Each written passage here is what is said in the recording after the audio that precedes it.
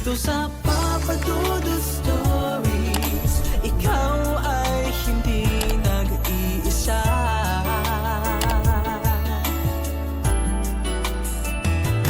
Dito sa Papa Dudut Stories, may nagmamahal sa'yo. Papa Dudut Stories,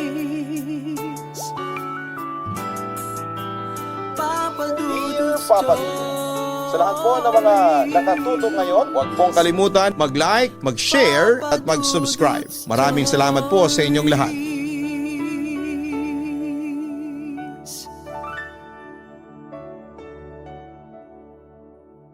Ang mundo ay malayo sa buhay tulad ng mga prinsipe at prinsesa sa fairy tale.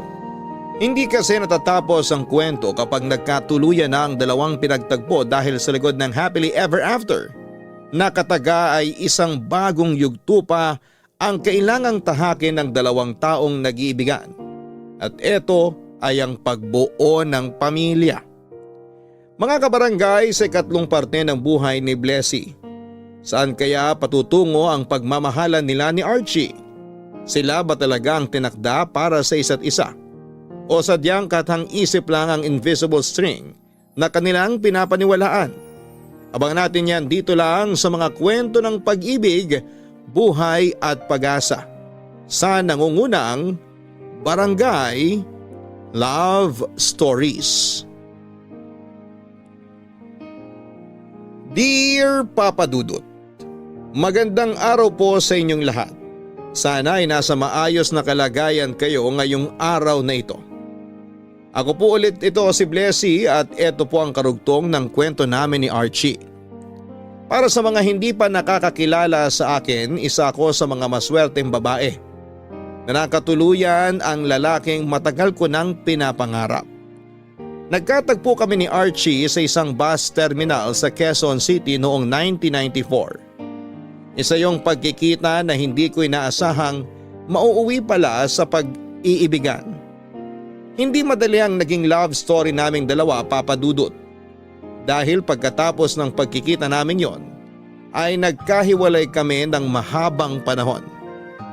Pero katulad nga ng sinasabi sa invisible string theory, kapag kayo ay konektado na sa isa't isa, mawalay man kayo ay gagawa ang tadhana ng paraan para kayo ay pagtagpuin muli.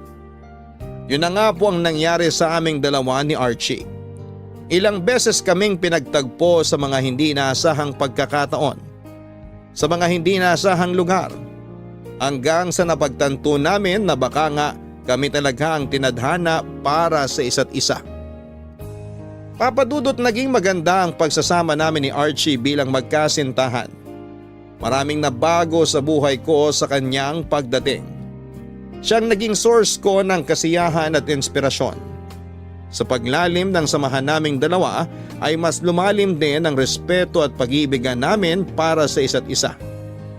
Nagtagal kami ng 3 taon bago niya hiningi ang mga kamay ko para pakasalan ako at pumayag naman ako, Papa Dudut. Taong 2004 nang nag-propose sa akin si Archie, pero bago pa man nangyari ito, hindi ko alam na mas nauna na pala niyang hiningi ang blessing ng mga magulang ko. Akala ko noon ay may out of town trip lang siya noon. Hindi ko alam na nagpunta na pala siya sa La Union ng mag-isa para personal akong ipagpaalam sa pamilya ko.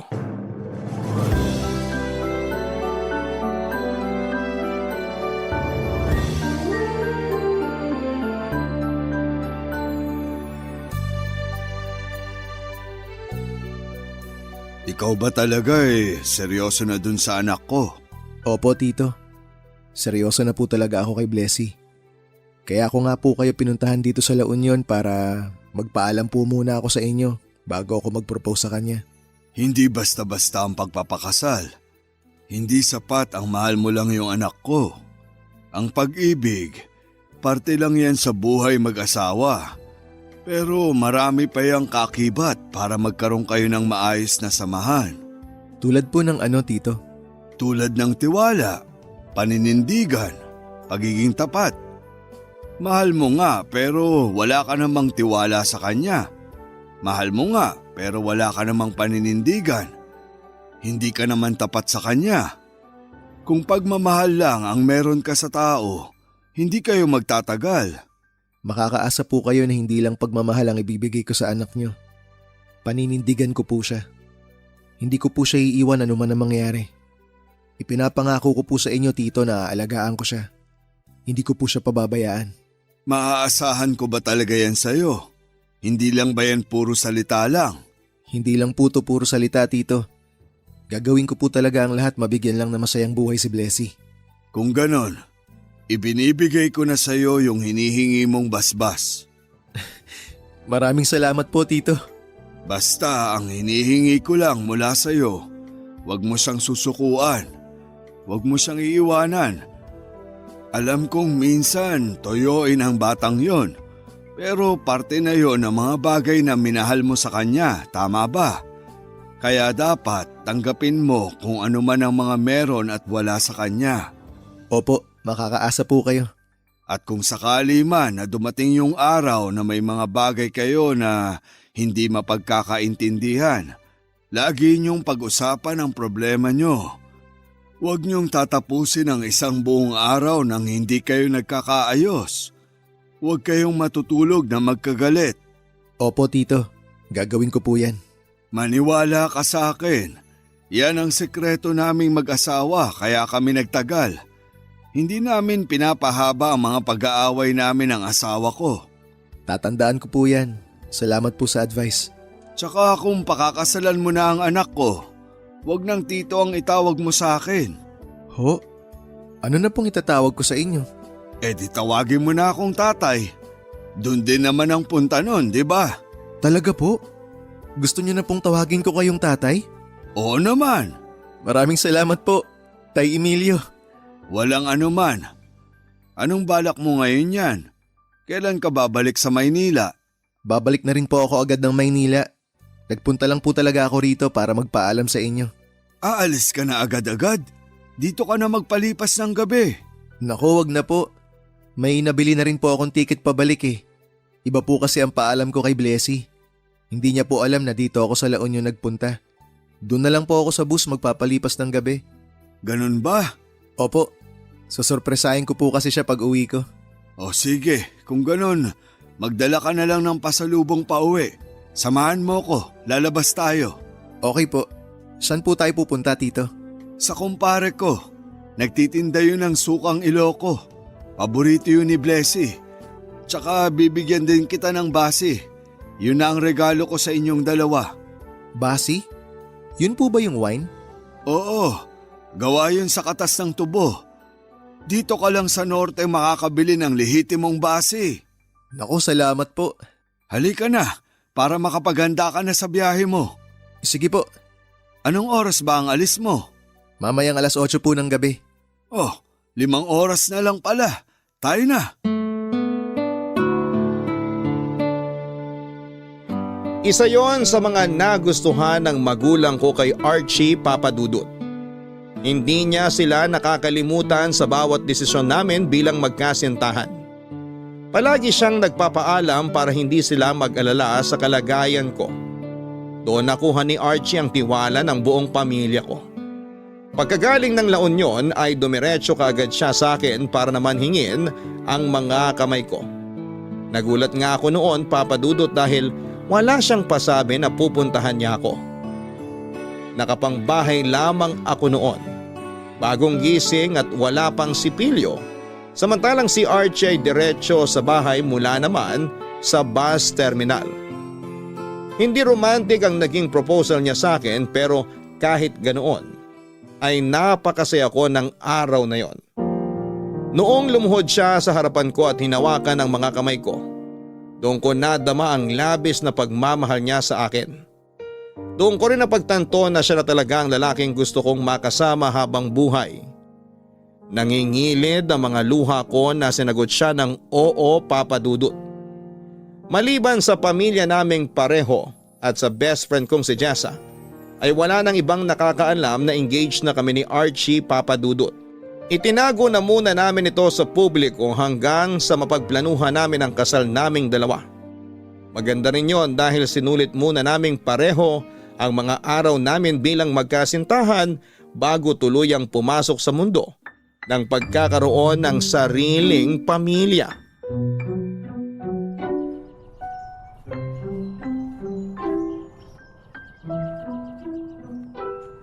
Blessy, ito na yung buko juice. Salamat! Ay, nakakatuwa, no? Oo nga eh. Ngayon na lang ulit tayo nakalabas. Hindi. I mean, nakakatuwa yung naging takbo ng story natin. Bakit mo naman nasabi? Wala lang. Binabalikan ko lang kasi yung past years habang bumibili ka ng buko juice. Natutuwa lang ako na yung pagkikita natin noon sa isang bus terminal. Nauwi sa ganito. Isipin mo, engaged na tayo. Oo nga no. Hindi talaga natin alam kung anong magiging kapalaran natin. Para siyang regalo na araw-araw kailangan natin buksan. Nabanggit ko na ba sa iyo yung tungkol sa invisible string theory?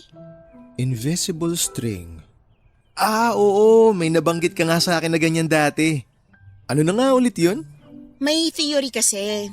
Karaniwan sa East Asian culture lang to. Ang sinasabi, bawat tao raw may nakakabit na invisible string sa pinky finger nila.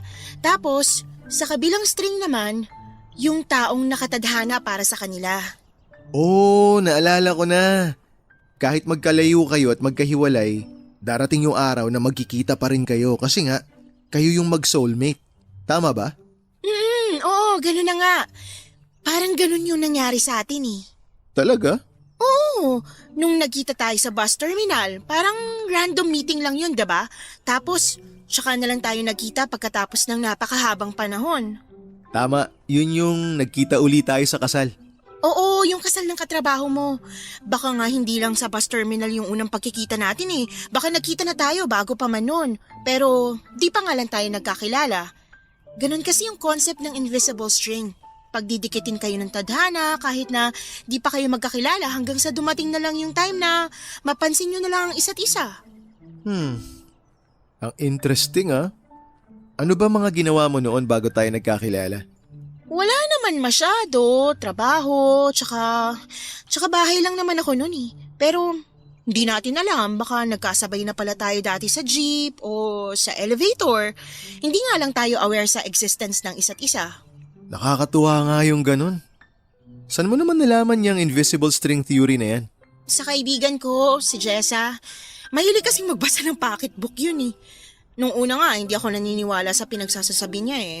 Hanggang sa nakilala kita. Tapos, ayun nga, ilang beses tayong naghiwalay at nagkita ulit. Para bang pili tayong pinaglalapit? Sa tingin mo, tayo talaga yung magkakonekta? Oo naman, naniniwala talaga ako doon. Ikaw ba, sa tingin mo hindi? Wala namang mawawala kung maniniwala tayo sa mga ganyang klaseng konsepto. Pero para sa akin kasi, hindi dyan nakabase yung buhay ko eh. Puso ko ang pipili sa taong mamahalin ko. Hindi tadhana. Isip ko ang gagawa ng paraan para makasama ko ang taong mahal ko. Siguro nga pinagtagpo tayo ng tadhana. Pero pinili ka ng puso at isip ko. Ako ang nagdesisyon na mahalin ka. Napakasalang ka. Kaya tadhana man o hindi ang may pakana ng lahat, isa lang ang sigurado ko. Na ikaw na ang taong mamahalin ko hanggang sa mamatay ako. Matamis na tong iniinom nating juice. Pero mas matamis ka pa pala? Salamat, Blessia. Kasi pumayag ka na pakasalan ako. Salamat din kasi pinili mo ko. I love you. I love you too. 5 buwan ang naging preparasyon namin sa naging kasal namin, Papa Dudut. Sa mga sumunod na buwan matapos ang marriage proposal ni Archie ay inisa-isa naming sinuyod ang Metro Manila para magawa ang kasal na pinapangarap namin pareho. Simple lang naman ang gusto ko noon, isang church wedding kasama ang mga malalapit na tao sa buhay namin. Pero iba ang plano ni Archie, Papa Dudut. Gusto niyang magkaroon ng magandang kasalan na hindi namin malilimutan. Siya ang umako ng lahat ng gastusin sa kasal. Kaya naman ibinigay ko na sa kanya ang gusto niya. Napaka hands-on ni Archie sa pagplano ng kasal namin. Halos wala na nga akong gawin noon dahil planado na niya ang lahat. Daig pa niya ang wedding planner. Napaka-metikuloso niya dahil gusto niyang walang aberya kapag dumating na ang pinakamasayang araw naming dalawa. Sobrang swerte ko sa kanya dahil nang mga oras na yon ay nakita ko kung gaano siya kaseryoso na pakasalan ako, Papa Dudut. Hanggang ngayon ay sariwa pa sa alaala ko ang nangyaring kasal. Maraming tawang dumating, ang ilan nga ay hindi ko kakilala. Ganon pa man sa dami ng tao ay isang tao lang nakatutok ang buong atensyon ko. Nung araw na yon at kay Archie lamang ito. Pagkatapos ng kasal namin ay tumira ako sa bahay nila Archie at doon na namin sinimulan ang bagong yugto ng aming buhay. Papa Dudut, wala namang naging pagbabago sa samahan namin ni Archie simula noong nagpakasal kami. Kung gaano kami ka-close sa isa't isa noong magkasintahan pa lamang kami ay ganon pa rin kami noong nagsama na kami sa isang bubong. Nakatira noon si Archie sa isang apartment malapit sa kanyang trabaho. Mas naging maganda ang rapport naming dalawa noong nagkasama na kami sa isang bahay. Kahit busy kami sa kanya-kanya naming trabaho ay may oras kaming ilaan para sa relasyon namin. May kanya-kanya rin kaming mga me time kung saan ay pinapayagan namin ang bawat isa na lumabas kasama ang mga kaibigan namin. Bilang may bahay, ako ang tagapangalaga ng tirahan namin. Karaniwan sa akin na napupunta ang mga magagandang trabaho sa bahay tulad ng paglilinis at pagluluto, samantalang si Archie naman ang may hawak sa mga mabibigat na gawain tulad ng pagkukumpuni ng mga sirang gamit namin. Sabi nila mahirap ang magkaroon ng buhay may asawa. Pero para sa akin ay hindi ka mahihirapan kung tamang tao ang pinili mong pakasalan. Nasa tamang tao na po ako noon, Papa Dudut. At wala na akong ibang mahihiling pa kundi nagpapasalamat na lamang ako na si Archie ang ibinigay para sa akin. Pero minsan sa buhay, dumarating din tayo sa mga araw kung saan nagkakaroon tayo ng mga hindi pagkakaintindihan. Hindi rin naman po perpekto ang relasyon namin ni Archie kaya may mga oras din noon na nagkakaroon kami ng maliit na pagtatalo. Ang unang pinagtalunan namin noon ay tungkol sa pagiging busy niya masyado sa trabaho. Nalimutan na niyang balansehin ang trabaho at personal na buhay niya. Mabuti na lamang at laging nandyan ang tatay ko noon. Natakbuhan ko tuwing hindi ko alam kung ano ang gagawin ko.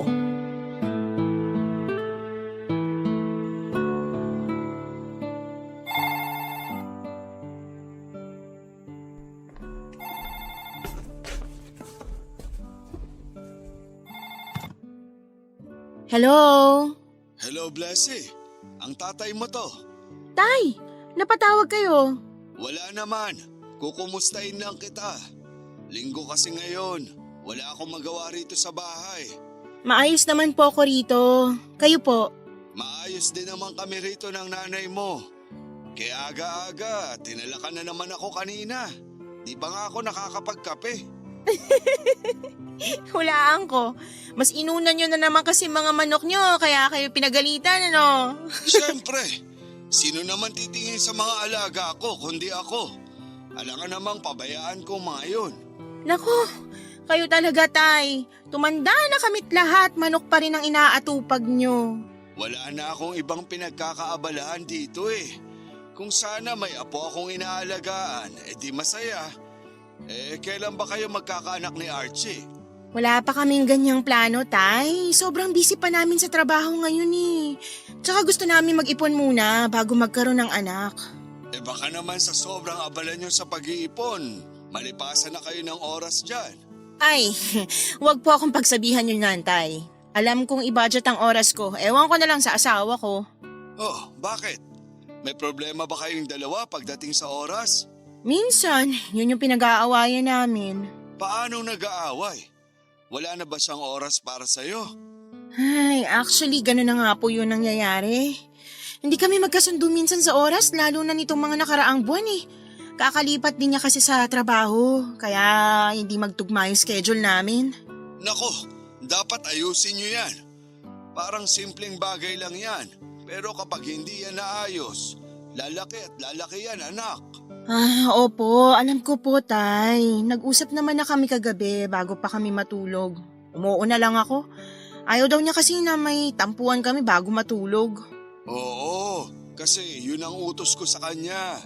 Lahat ng problemang mag-asawa, dapat inaayos bago matulog. Kaya ayun, hinayaan ko na lang siya para matapos na. Huwag ganyan, anak. Dapat ayusin nyo ng tama. Kung sa tingin mo nawawalan na siya ng oras sa'yo, sabihan mo siya para alam niya ginagawa niya. Kung may rason naman kung bakit siya ganon, intindihin mo siya. Ganon dapat. Magbibigayan kayong dalawa. Opo, kakausapin ko po siya pagka-uwi niya sa trabaho. May trabaho ba siya ngayon? Opo, hanggang mamayang gabi pa siya. Gusto mo ako kumausap sa kanya? Naku, wag na, Tay. Ako nang bahala sa problema namin mag-asawa. Baka mamaya isipin niya, nagsusumbong ako sa inyo. May tiwala naman ako na maaayos nyo yan. Kung tutuusin, maliit lang talaga na problema yan, kaya wag nyo nang palakihin. Mas malala pa ang mga darating kapag nagkaanak na kayo. Kaya nga po kailangan namin paghandaan para hindi kami mabigla. Pero wag nyo ring patagalin. Matanda na kami ng nanay mo. Gusto rin naming makita ang magiging apo namin sa inyo. Opo, darating din tayo dyan. Tsaka wag po kayong magmadali kasi mahaba pa naman ang buhay nyo. Mahaba tenga nyo eh. O siya, sige. Baka naaabala na kita dyan. Sige po, Tay. Ingat po kayo dyan. Pakikumusta na lang ako sa asawa mo. Sige po. Tulungan nyo na din po si nanay para di nyo na kayo tinatalakan. Oo na. Sige na. Bye-bye. Bye-bye!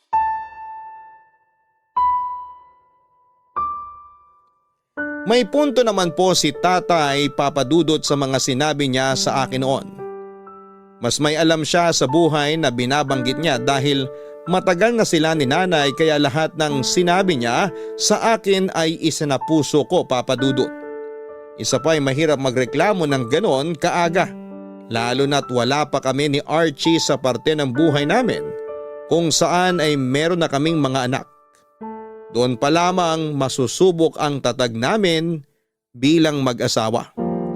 Kalaunan ay nagkaayos din naman kaagad kami ni Archie.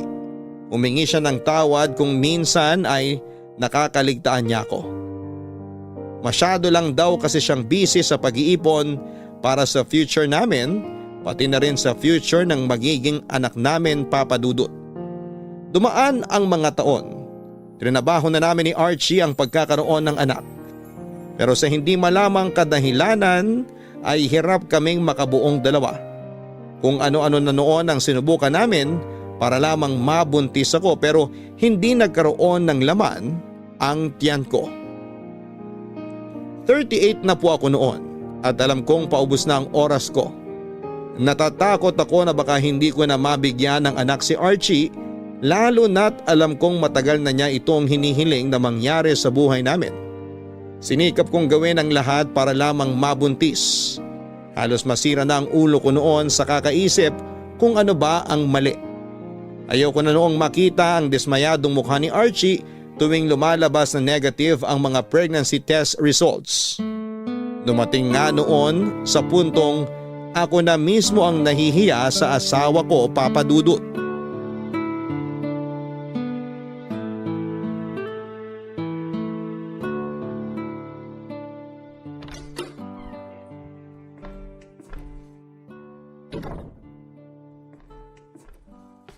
Blessy, nandito na ako.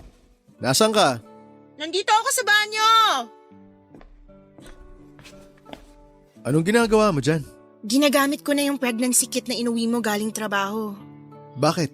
May nararamdaman ka na bang sintomas ng pagbubuntis? Delayed yung period ko eh.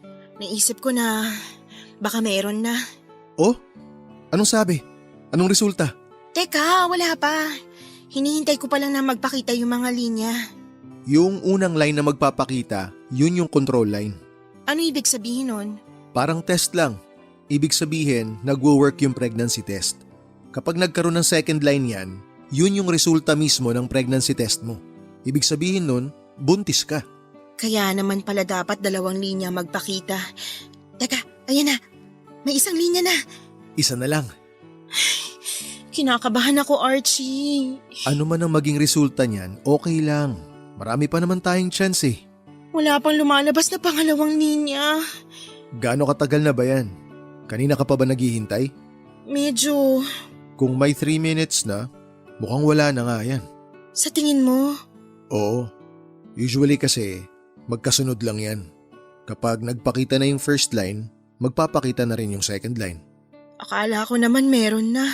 May times naman na hindi accurate ang mga pregnancy test. Kaya nga recommended na 2 beses gamitin para sigurado. Pwede kang umulit, pero dapat sa umaga mo gawin. Bakit naman sa umaga? Mas mataas kasi ang HCG level mo sa umaga. Mas madali lang din ma-detect kung buntis ka kapag sa umaga mo ginawa yung test. Ganun ba yun? Oo. Tsaka bawal ding uminom ng maraming tubig bago ka mag-take ng PT. Bakit naman? Kasi madidilute yung ihi mo eh. Ah, okay. Ngayon alam ko na. Subukan mo na lang ulit bukas. Sige, try na lang ulit natin bukas baka sakaling namali lang yung kit. Oh, bakit naman malungkot ka? Nakakadismaya lang. Tagal na natin gusto magkaanak pero hindi man lang tayo makabuo. Sa tingin mo ba, may problema sa akin? Blessy, walang problema sa'yo. Baka hindi pa talaga siguro natin time. Maghintay lang tayo. Ibibigay din ni Lord yung mga dasal ng puso natin.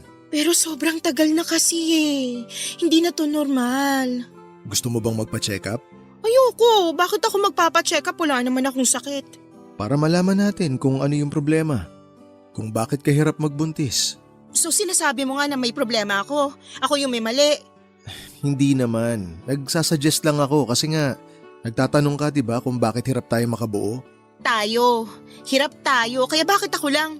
Ikaw kaya magpa-test? Baka ikaw ang may problema. Ako pa sisisihin mo. Blessy, hindi naman sa... Bahala ka dyan. Teka, Blessy! Mag-aaway na naman ba tayo?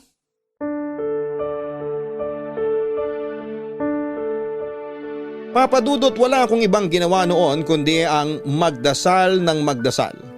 Sobra-sobra na noon ang nararamdaman kong inggit sa mga kakilala ko dahil sila ay may mga anak na. Samantalang kami ni Archie na 5 taon ng mag-asawa ay hindi pa rin nakakabuo ni isa. Mabuti pa nga ang kaibigan ko noong si Jessa na naka2 na siyang anak. Palagi akong tinatanong ng mga tao noon kung kailan daw ako magkakababy at tuwing tinatanong ako ng mga ganong bagay ay hindi ko maiwasang malungkot. Nasasaktan ako tuwing wala akong maisagot na rason. Mabigat para sa akin, Papadudot, na hindi ko magawa ang trabaho ko bilang babae. Pero kahit na ganoon ay wala namang nagbago kay Archie. Positibo pa rin ang pananaw niya sa buhay. Sinubukan ko noong maghanap ng kasagutan sa internet.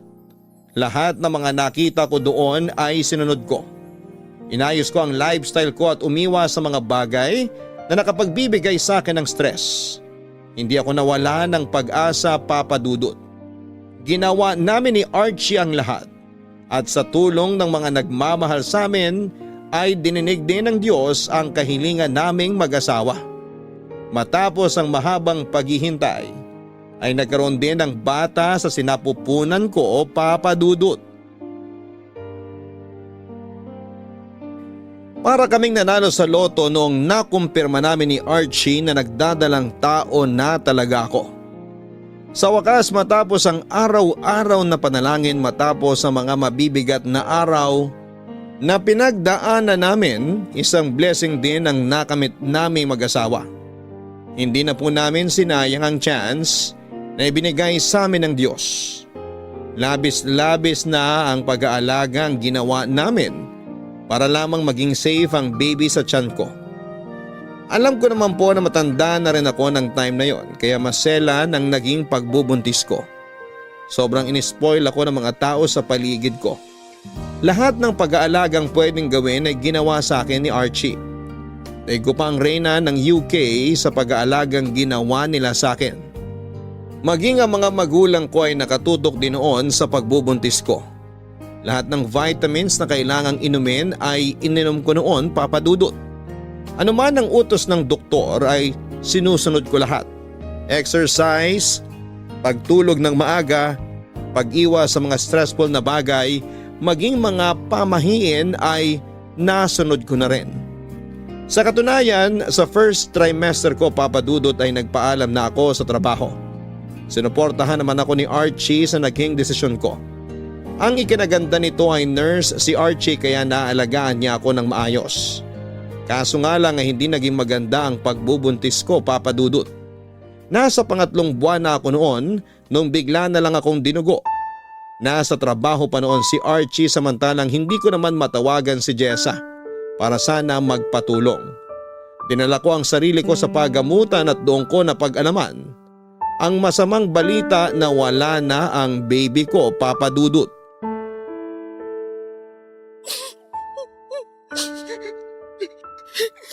Blessy, uminom ka muna ng tubig. Salamat. Pero hindi ako nauuhaw. Uminom ka lang kahit konti para hindi ka ma-dehydrate. Hindi nga ako nauuhaw. Ano ba? Hindi ka ba nakakaintindi? Alam kong mabigat ang pakiramdam mo ngayon. Sorry kung wala ako sa tabi mo nung kailangan mo ako. Ang unfair. Sobrang unfair. Ginawa ko naman ang lahat. Bakit ganun yung nangyari? Ano yung ginawa kong mali? Wala kang ginawang mali. Pero bakit? Bakit nawala sa atin yung anak natin kung wala akong ginawang mali? Nakausap ko yung OB mo. Hindi raw na-develop ng maayos yung bata kaya siya nalaglag. Usually, ang rason ng mga miscarriage dahil kinulang o nasobrahan sila ng chromosomes. Archie, pwede bang huwag mo muna akong lecturean ng mga ganyang bagay? Kahit anong sabihin mo, wala akong naiintindihan sa mga chromosomes na yan. Pasensya na pero ini-explain ko lang kung ano nangyari kasi sinisisi mo yung sarili mo eh. Wala kang kasalanan sa nangyari.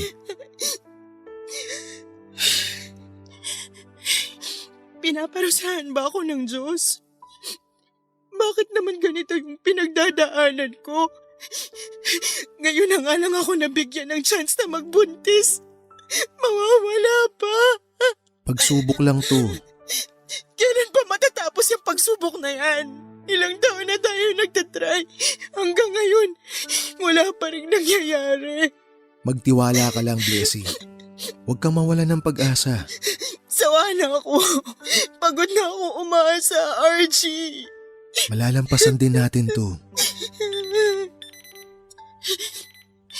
Si tatay, tumatawag. Gusto mo ako muna kumausap sa kanya? Ikaw muna, please. Salamat. Akin na yung phone. Hello, Tay. Si Archie po to.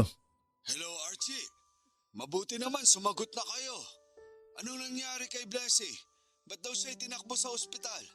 May nangyari po sa dinadala ni Blessy, Tay. Anong nangyari? Okay lang ba ang anak ko? Nasa mabuting kalagayan naman po si Blessy kaso po, yung baby namin hindi na po nakasurvive. Ano bang nangyari? Bigla na lang po siyang dinugo habang nasa bahay. Nasa trabaho po ako nung nangyari yun, Tay, kaya natagalan bago siya nadala sa ospital. Diyos ko, ang anak ko. Kasama mo ba si Blessy ngayon? Pwede ko ba siyang makausap? Nabigla pa po siya sa mga nangyari, Tay. Nandito pa rin po kami sa ospital ngayon. Maya-maya po pwede na kaming umuwi. Tatawagan ko na lang po uli kayo kapag nasa bahay na po kami. O sige, tawagan mo ako kapag nakauwi na kayo. Sigurado ka bang nasa maayos na lagay ang anak ko? Wala bang masamang nangyari sa kanya? Wala pong masamang nangyari sa kanya, Tay. Huwag po kayo mag-alala. Magkasama na po kami ngayon. Hindi ko po siya pababayaan. O sige, mag-ingat kayo pag uwi nyo. Tawagan nyo kami mamaya ha. Opo, Tay. Baba ko na po itong tawag ha. Ingat po kayo. Anong sabi niya? Kinukumusta ka? Kapag okay ka na, kausapin mo sila mamaya. Sigurado nag-aalala ng mga magulang mo. Malalampasan din natin to. Halika na. Umuwi na tayo para makapagpahinga ka na.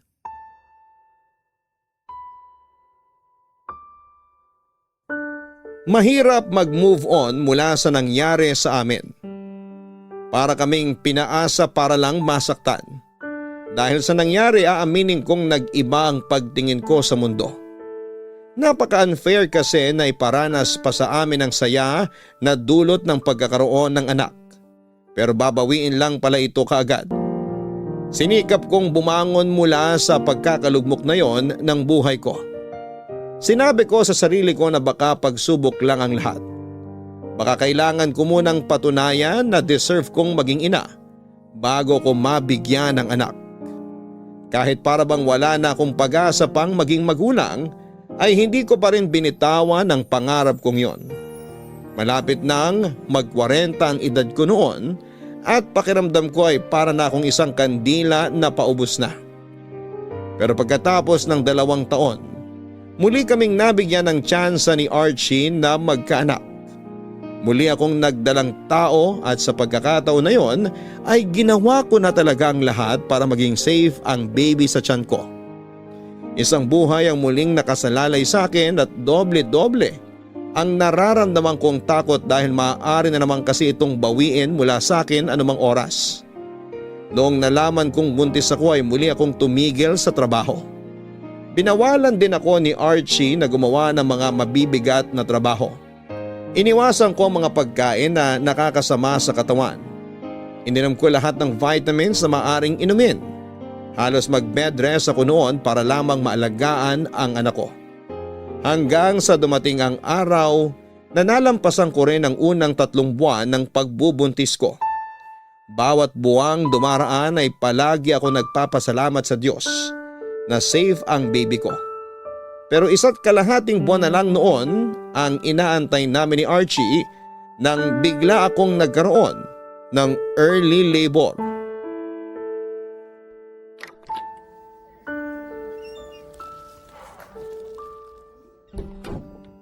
Archie, kanina pa kita hinihintay. Gising ka na pala. Kumusta ka na? Kumusta pakiramdam mo? Wala ka bang nararamdamang masama? Wala. Kumusta ang baby? Okay lang ba siya? Kumain ka muna. Binalan kita ng lunch sa labas.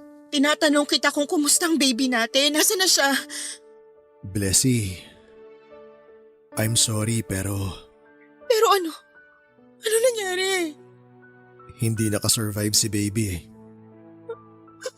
Ano? Paano di nakasurvive? Sinubukan nilang lahat para i-revive yung baby natin pero hindi na talaga kaya ng bata. Masyado raw siyang maaga lumabas. Hindi! Archie, wag mo sabihin yan sa akin!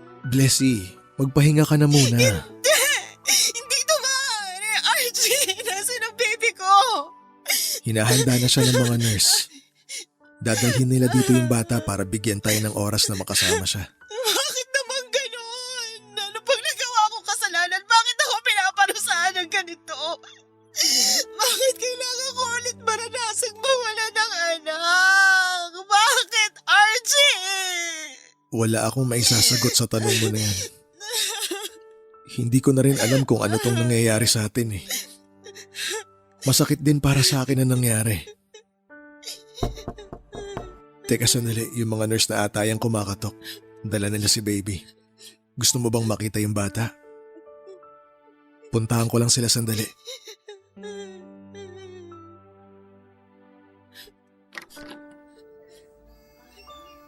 Kumusta po? Okay na po ba? Salamat. Iwan nyo na lang po muna kami sandali. Tatawagin ko na lang po kayo mamaya kapag kailangan nyo nang kunin yung bata. Salamat po ulit.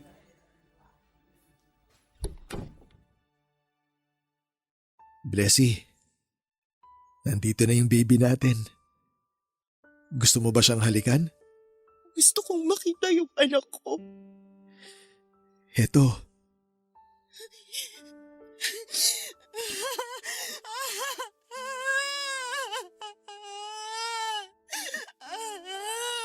Anak!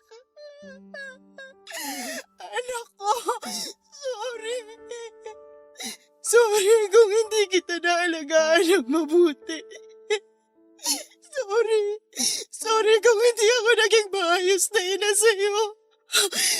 Pasensya ka na. Hindi kita nabigyan ng mahabang buhay.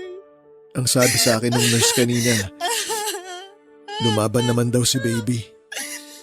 Tumagal siya ng 2 minuto.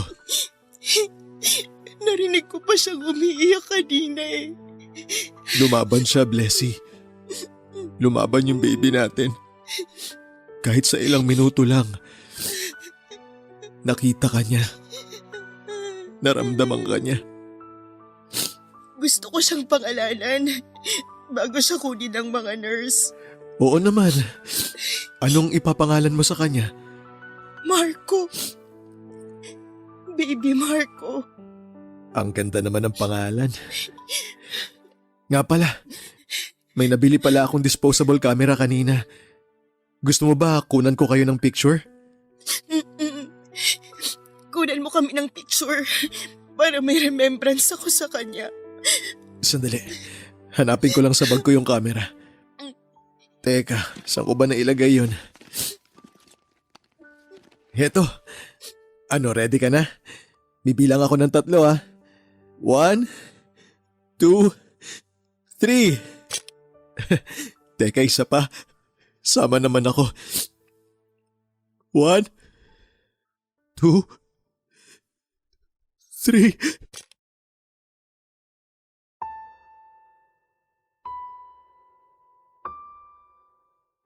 Nang mga panahon na yon ay sumuko na talaga ako. Yun na siguro ang may tuturing kong darkest moment ng buhay ko, Papa Dudut. Hindi ko inaakalang darating ako sa puntong makakaranas ako ng ganong klaseng kalungkutan. Dahil sa mga masasamang karanasan na nangyari sa buhay ko ay unti-unting nagbago ang ugali ko. Naging magalit din ako at hindi na ako masyadong nakikipag-usap sa mga tao noon. Para bang galit ako sa mundo.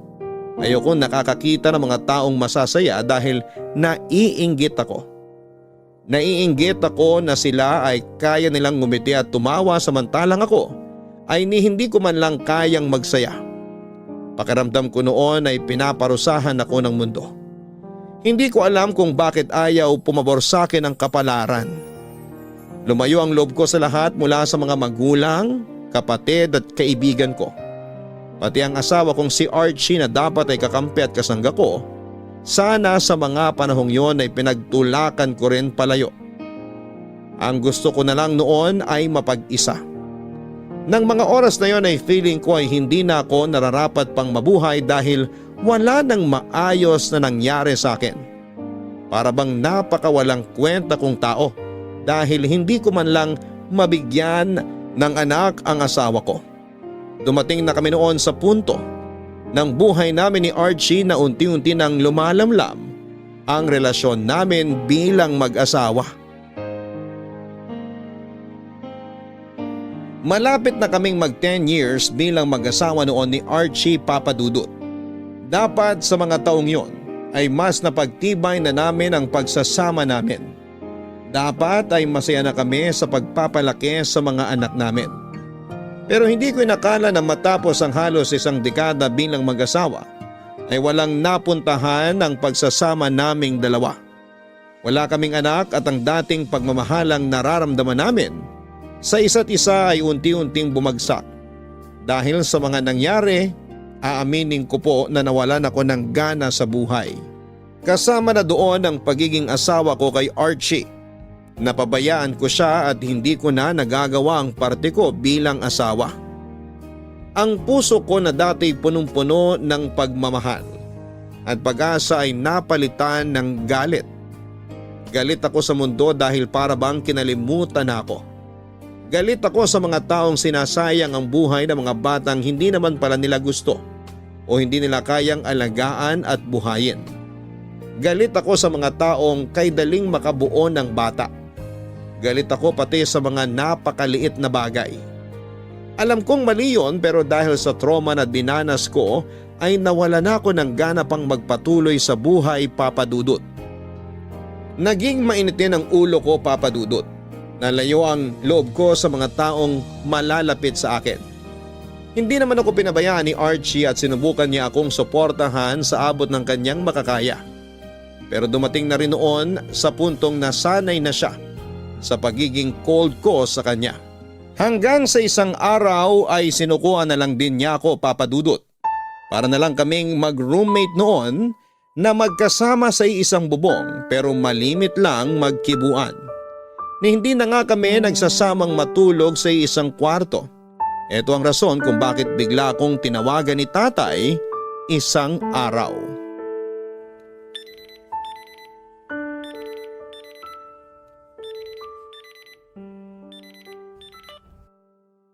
Hello po, Tay.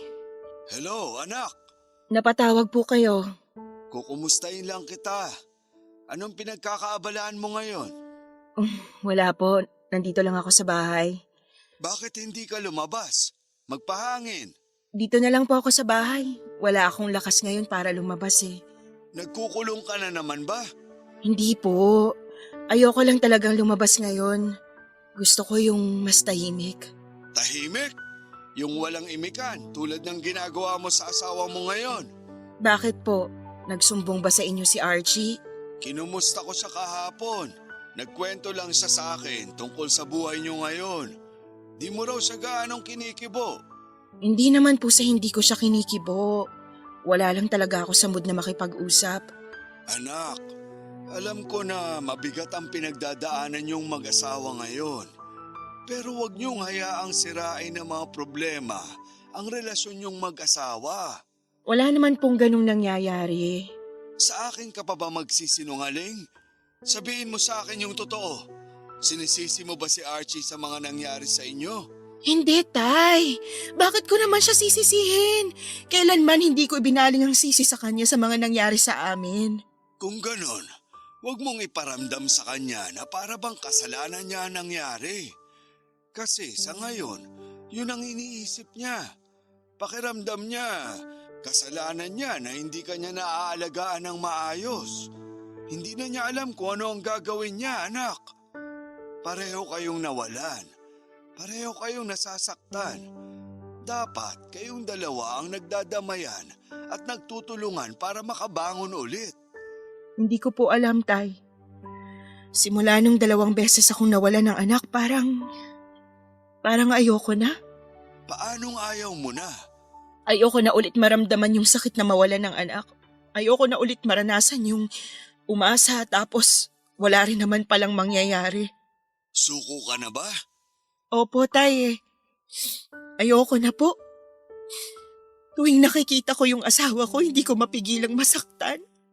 Ang sakit lang sa dibdib na makita siyang tumatanda na pero hanggang ngayon, hindi ko pa rin nabibigay yung pamilyang hangad niya.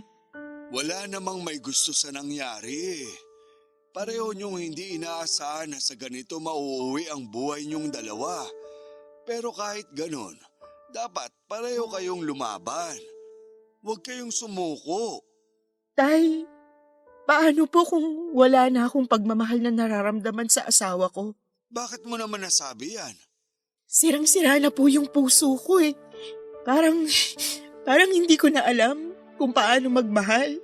Anak, huwag mo naman sanang sukuan ang asawa mo. Masyado na ba akong selfish sa ginagawa ko? Hindi makasarili ang pagpili sa sarili. Pero isipin mo rin kung ano ang mararamdaman ng taong araw-araw kang pinipili. Kapag ba iniwan mo si Archie, sa tingin mo selfish ba yon? Kung oo, baka selfish ka nga. Paano kung tsaka na lang namin mararanasang maging masaya kapag naghiwalay na kami? Pag-usapan nyo na lang muna yan ng maayos. Hanggat maaari, ayoko sanang makialam sa problema nyong dalawa. Nandito lang kami ng nanay mo para magbigay ng payo. Pero kung ano sa tingin mo ang makakabuti para sa'yo, susuportahan ka namin. Basta ba pag-isipan mo ng maigi ang mga bagay na gagawin mo para wala kang pagsisisi sa huli. Sobrang gulo lang po talaga ng pag-iisip ko ngayon. Magpahinga ka na lang muna at pakiusap. Mag-usap kayo ni Archie. Opo, Tay. O sige, magpapaalam na ako. Lalabas kami ngayon ng nanay mo. Sige po, enjoy po kayong dalawa.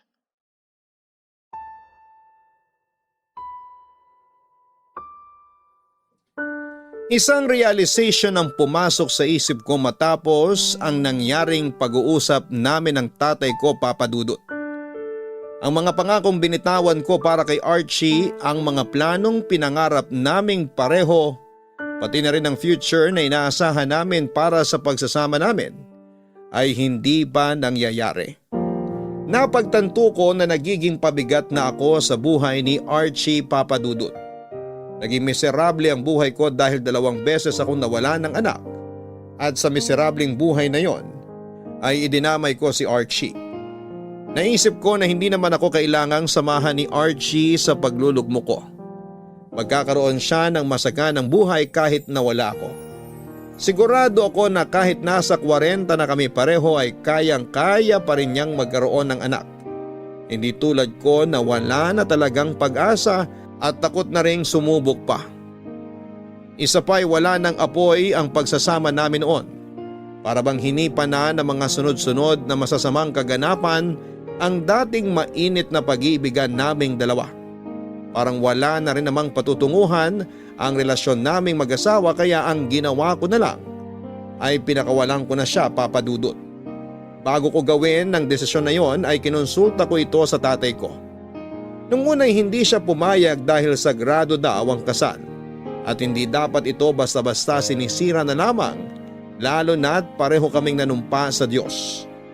Kaso nga lang, Papa Dudut, yun na lang ang naisip ko para matapos na ang lahat. Hindi na kami masaya pareho ni Archie at alam ko sa sarili ko noon na hindi ko na may babalik pa ang dating ako. Kaya para hindi maging selfish ay gusto ko na siyang pakawalan sa buhay ko.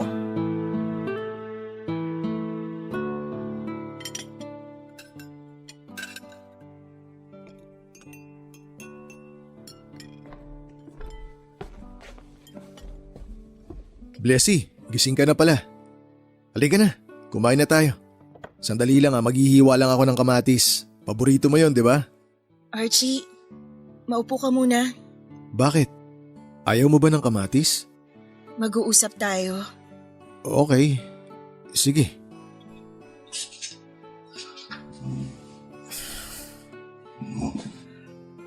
Ano bang pag-uusapan natin?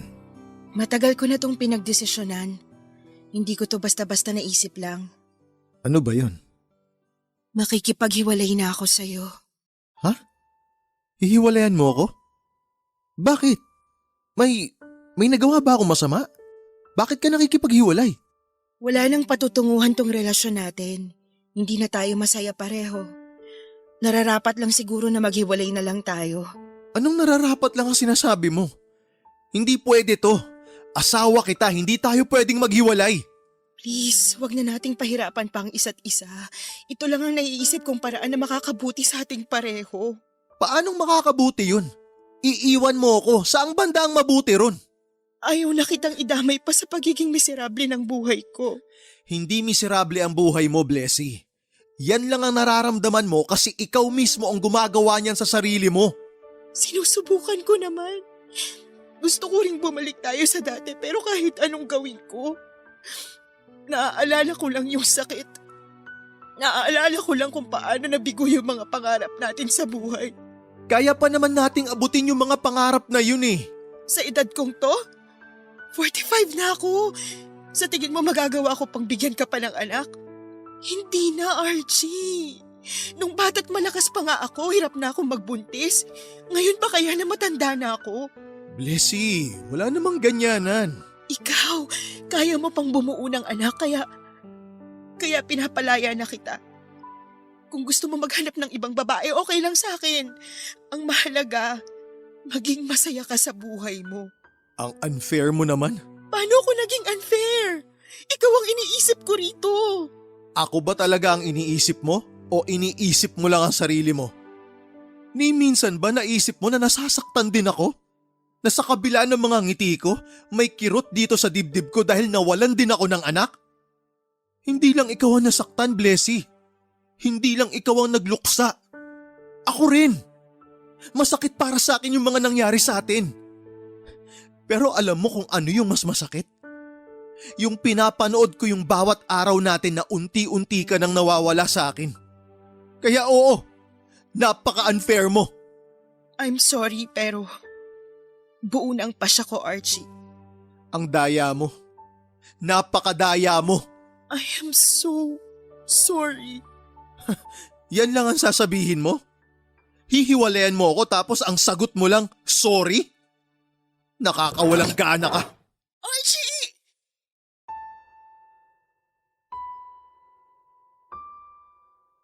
Kahit na ayaw kong iwanan ni Archie ay buo na noon ang pasya ko, Papa Dudut. Ako na mismo ang lumayo. Umalis ako at iniwan ko siya. Umuwi ako ng La Union para doon na manirahan kasama ang pamilya ko. Tinanggap ko na lamang ang buhay ko bilang mag-isa hanggang sa pagtanda ko.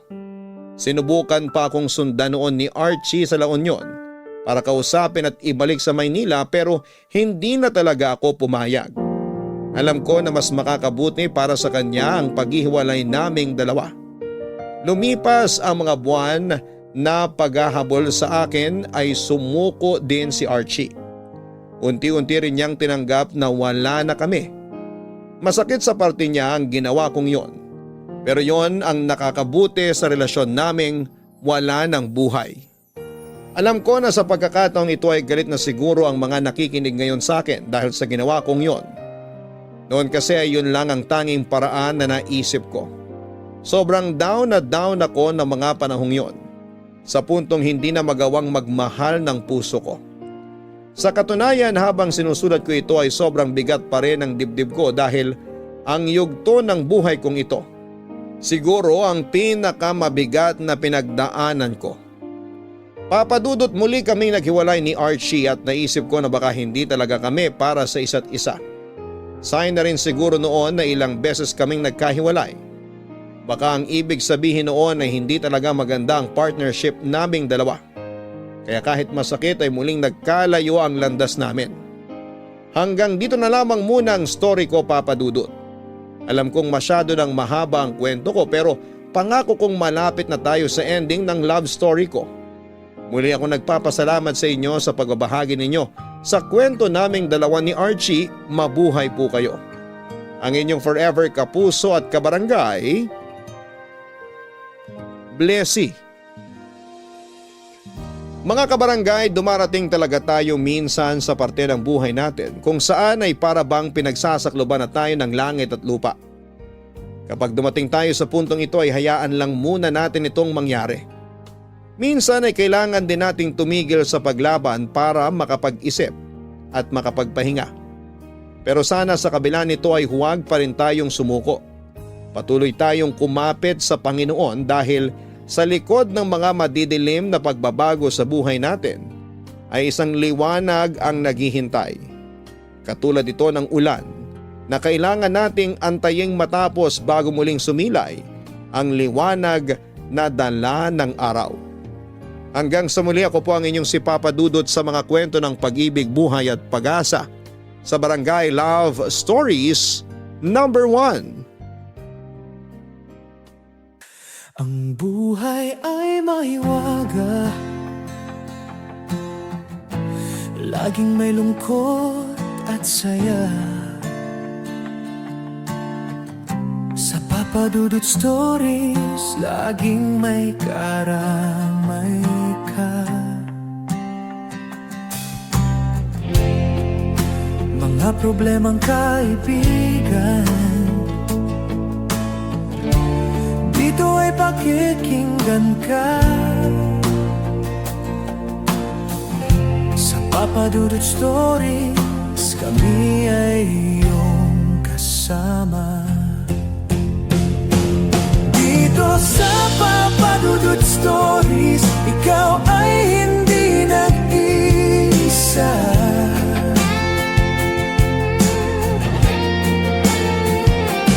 Dito sa Papa Dudut Stories, may nagmamahal sa'yo.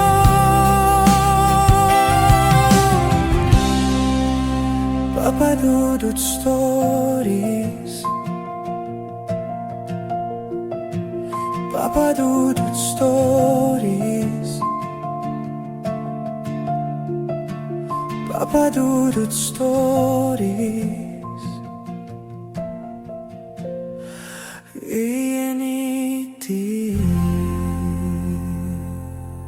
Po akong taga-subaybay ng inyong programa at marami na rin po akong kwento na napakinggan sa radyo na minsan ay binabalikan ko online.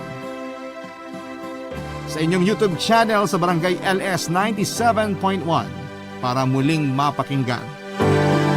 At doon nga po ako na-inspire na magbahagi rin ng kwento ng buhay ko. Tawagin niyo na lamang po ako sa pangalang Jack. 25 years old po ako noong nangyari ang kwento ko.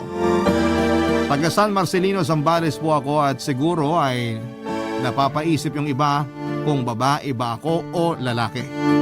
Pero ang masasabi ko lang ay babae ako na may pusong lalaki. 4 po kaming magkakapatid.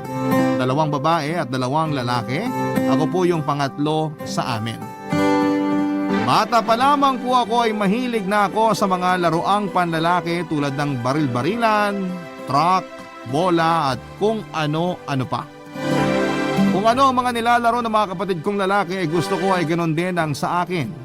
Minsan ay ako pa mismo ang gumagawa ng sarili kong laruan. Maswerte lang ako dahil hindi na bago sa nanay at tatay ko na may tomboy sa pamilya. May mga kapatid din kasi sila na kagaya ko kaya sinuportahan lang nila ako. Medyo napapangiwi lang talaga ako kapag pumapasok sa school ng nakapalda dahil kailangan ko pa ring isuot yon. Kahit simpleng pag-aayos ng mga sira sa bahay at pagmemekaniko ay alam ko rin pong gawin.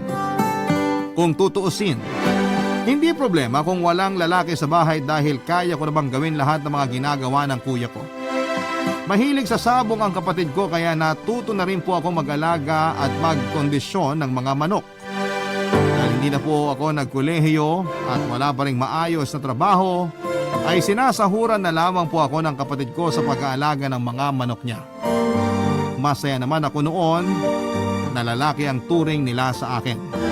Hanggang sa dumating ang isang tao na nagpabago ng pananaw ko sa buhay ko, Papa Dudut.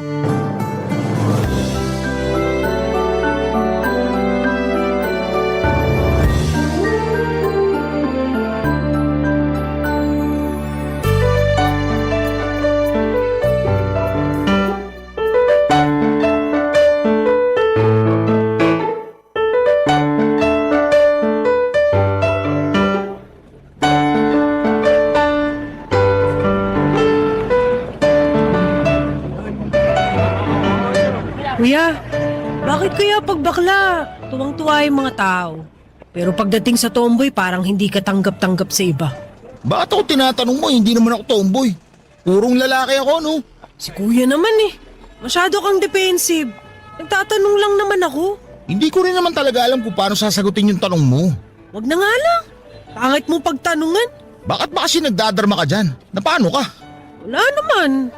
Naisip ko lang. Pag bakla kasi okay na okay lang sa iba. Pero pag tomboy, parang nandidiri sila. Sus, para yun lang? Mahina ang nila lang kung dadamdamin mo yun.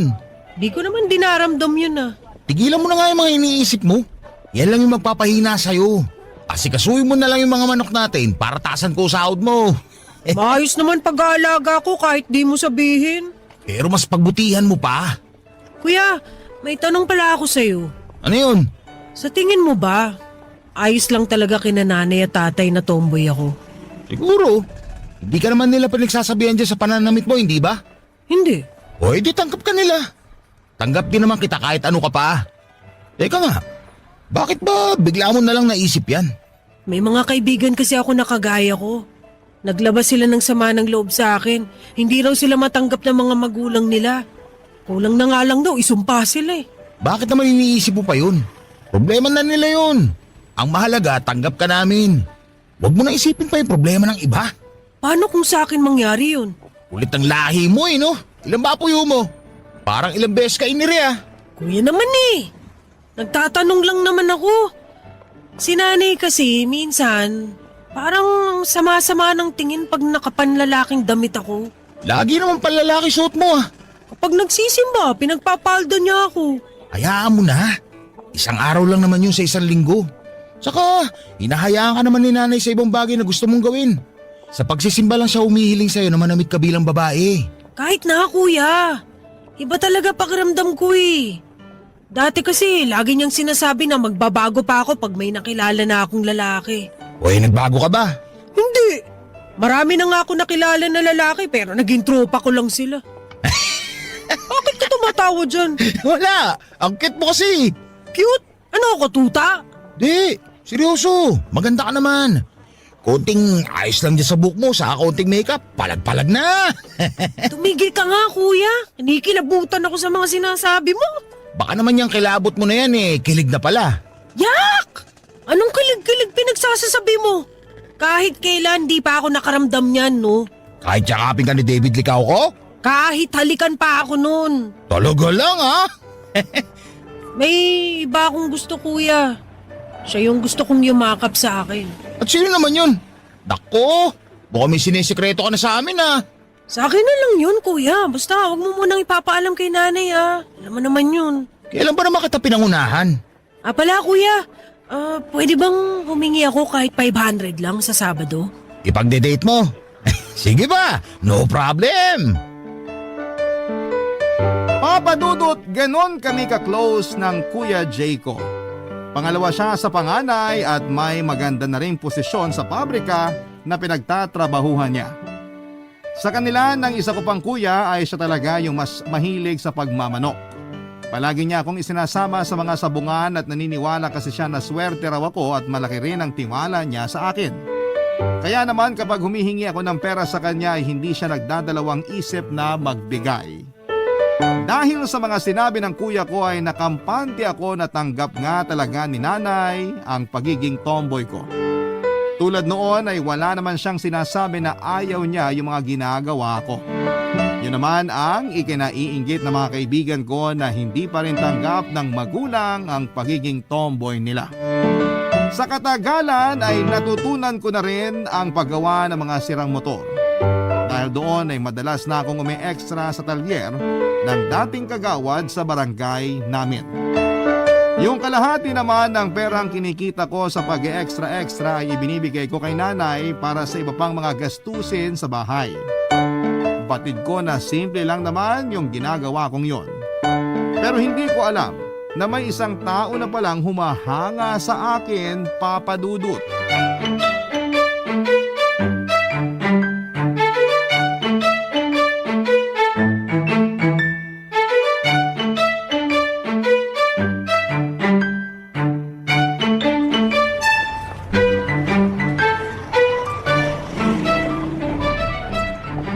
Ang galing mo talaga mag-ayos ng motor, Jack. Kaya hangang-hanga sa'yo kuya ko eh. Sino? Si Ino? Oo. Hindi nga raw niya akalain na maayos mo pa yung motor niya. Madali lang naman yun, Krisa. Kayang-kaya nga niyang gawin yun kung tsatsagay niya lang. Sus, si kuya pa. Wala namang tiyaga yun sa mga ganyang bagay. Kung kaya niyang magbayad, mas gugustuhin niya pang gumastos kesa sumakit yung ulo niya. Mahihina siya kung ganun. Ha? Wala. Sabi ko ayos lang yun. Busy rin kasi siya sa trabaho, kaya wala na siyang oras na pag-aralan pa yung pag-aayos ng mga sira ng motor niya. Sa bagay. Ako kasi ito talaga ginagawa ko eh. Tsaka naghahanap ng mga bagong racket. Ayaw mo ba ng permanenteng trabaho? Naku, hindi pa pwede. Bakit naman hindi? Kasi inaasahan pa ako ng pamilya ko sa mga gawaing bahay. Kailangan nila ng mauutusan. Yung nakababata ko kasing kapatid, busy pa sa pag-aaral. Nangungupahan na lang siya, masyado kasing magastos sa pamasahe ko, mag-uuwian pa siya rito. Praktikal naman yung ganun. Saka nakakapagod din kaya yung mag-uwian, no? Tipong pagod ka na sa maghapong klase, tapos bugbog ka pa sa layo ng biyahe mo araw-araw. Teka, bakit nga pala hindi ka nagpatuloy ng pag-aaral mo? Nakwento rin kasi yun ni Mama. Nagloko kasi ako nun sa pag-aaral. Puro bagsak grades ko. Kundi lang dahil sa pakiusap ni nanay, wala. Hindi ako ipapasa ng teacher ko nung high school. Bakit naman kasi nagloko ka? Paano ba naman pinagpapalda ako? Isang beses lang akong pumasok ng nakaganon tapos pinagtawanan ako ng mga estudyante sa school na yun. Siga raw ako maglakad tapos nakapalda at sapatos na may takong pa. Kakaka-bad trip.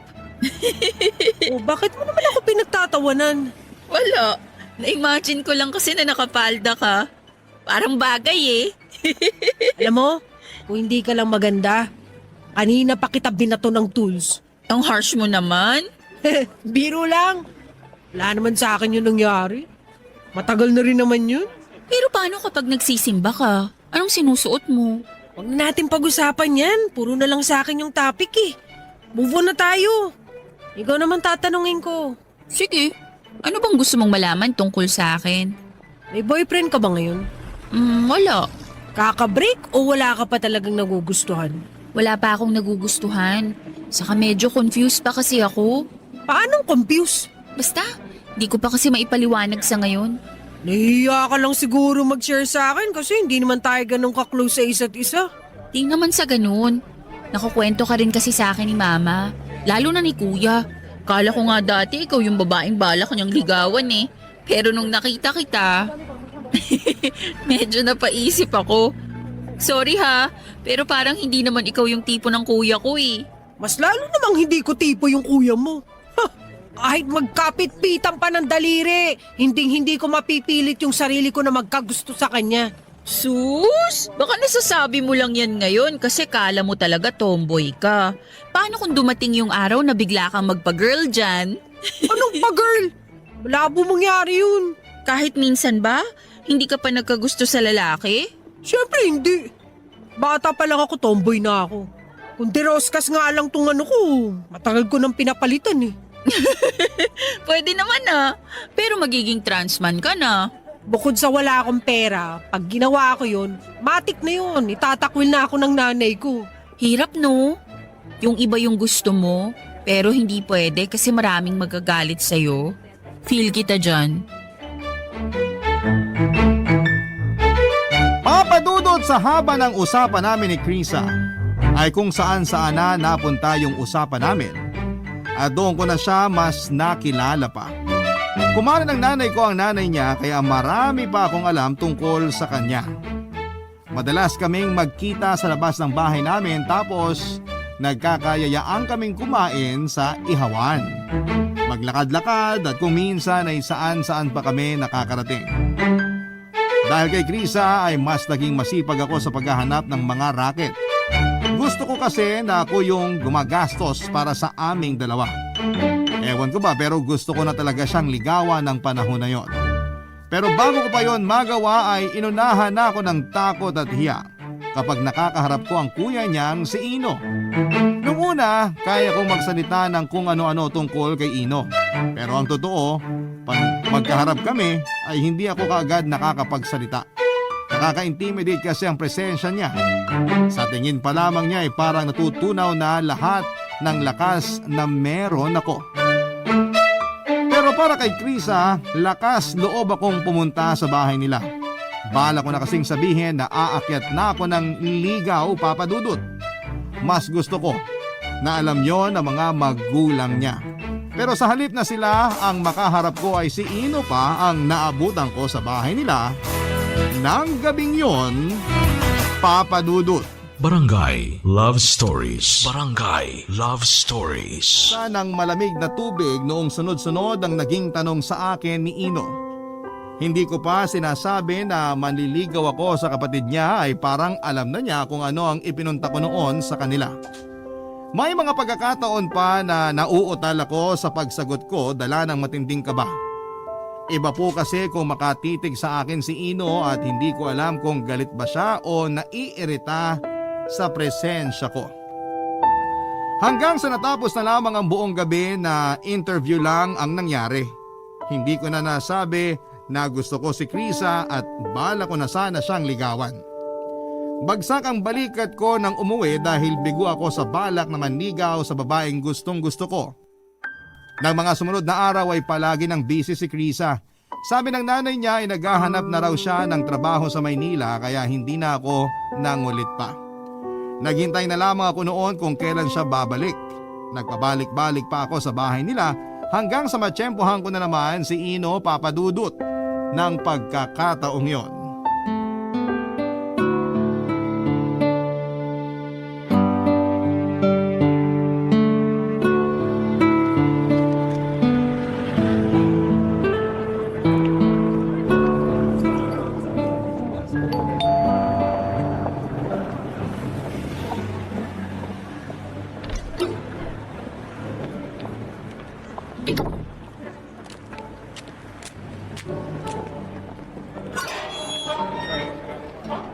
Oh, Jack. Ikaw pala. Pasensya na kung di ko agad nabuksan tong gate ha. Busy kasi ako sa loob eh. Ayos lang. Muntik ko na nga kalampagin yung gate nyo eh. Biro lang. Ikaw lang ba nandyan? Oo, ako lang. Bakit? Hinahanap mo ba si Krisa? Oo. Hindi pa ba siya nakakabalik? Hindi pa. Matatagalan pa bago siya makabalik dito. Nagtatrabaho na siya sa Maynila eh. Nakahanap na pala siya ng trabaho. Sige, tuloy na ako. Teka lang, Bakit? pwede ba tayo mag-usap sandali? Anong pag-uusapan natin? Baka gusto mo munang pumasok sa loob. Naku, hindi na. Mabilis lang naman siguro yung sasabihin mo, di ba? Dito na lang tayo. Okay, sige, ikaw bahala. Ano ba yung kailangan natin pag-usapan? Mukhang importante ah. Tungkol sa kapatid ko, kay Krisa. Oh, ano namang meron sa kanya? Tatapatin na kita ah. Hindi kita gusto para sa kapatid ko. Sigurado ako na ganun din yung mga magulang namin. Kaya wag mo na ituloy yung balak mo na panliligaw sa kanya. Pero paano? Kahit hindi mo sabihin, alam ko na gusto mo si Krisa. Lalaki ako at pusong lalaki ka. Kaya mabilis kong naramdaman yung plano mo. Kung gusto ko nga siya, may masama ba ron? Wala nga masama, pero hindi kayo pwede. Paano hindi? Kasi pareho kayong babae. Yun naman pala yung totoong dahilan eh. Sana diniretso mo na lang ako. Hindi mo magugustuhan kapag ginawa ko yun. Masakit ako magsalita. Bakit? Ano sa tingin mo yung ginagawa mo? Hindi pa ba masakit yung sinabi mo na hindi kami pwede at hindi mo ako gusto para sa kapatid mo? Baka iba pa yung definisyon mo ng masakit. Baka kailangan yung mapapaluha mo ko, yun ba yun? Pasensya na pero lalaki yung gusto namin para kay Krisa. At ikaw, lalaki rin dapat para sa'yo. Bulag ka ba? Nakikita mo naman siguro tong suot kong damit, di ba? Sa loob ng damit na yan, babae ka pa rin. Tomboy! At ang tomboy, lalaki na rin. Talaga, tomboy ka? Hindi ako naniniwala. Ano bang gusto mong gawin ko para maniwala ka, ha? Sa totoo lang may naiisip ako na gawin mo para maniwala ako pero sigurado ako na hindi ka papayag. Kaya wag na lang. Ano ba yun? Kung gusto mong ligawan si Krisa, patunayan mo munang hindi ka na talaga babae. Na magpapakalalaki ka na talaga. Paano nga? Dami mo pang satsat eh. Halikan mo ako. Ano? Manya ka pala eh! Hindi ka maanyakan yun kung papayag ka. Gusto mong patunayan na tomboy ka, di ba? Kaya ganun ang gawin natin. Huwag kang mag-alala. Hindi naman kita hahalikan sa labi eh. Sa pisngi lang. Kapag hindi ka umiwas at hindi ka kumurap, maniniwala ako sa'yo na tomboy ka nga.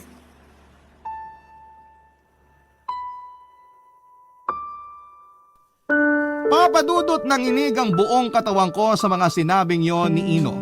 Parang gusto ko na lamang noong lumubog sa kinakatayuan ko o di kaya'y magtago na lamang dahil sa kahihiyang nararamdaman. Pero wala na akong lusot noon, gusto ko si Krisa at seryoso ako sa plano kong ligawan siya. Pero dahil sa kuya niya ay mukhang malabo nang mangyari yon ng mga panahong yon. Hindi ako kaagad nakasagot kay Ino pero sa huli pumayag na rin ako sa gusto niya. Para lamang mapatunayan ko na tomboy talaga ako. Akala ko ay kaya kong panindigan ang nasa isip ko. Pero noong napakalapit na ng mukha namin ni Ino sa isa't isa, ay bigla na lamang akong kumaripas ng takbo pauwi. Nagngingit-ngit ang kalooban ko sa sobrang inis kay Ino at dumagdag pa yung narinig kong usapan ng nanay at tatay ko tungkol sa akin, Papa Dudut. Sabi kasi ni nanay ay hindi raw ako tomboy at magbabago pa ang isipan ko kapag nagkaroon na ako ng manliligaw. Pakiramdam ko ay pinagtutulungan ako ng lahat, Papa Dudut. Hindi na rin ako pinagtanggol ni tatay kaya mas lalo akong nanghina ng mga sandaling yon.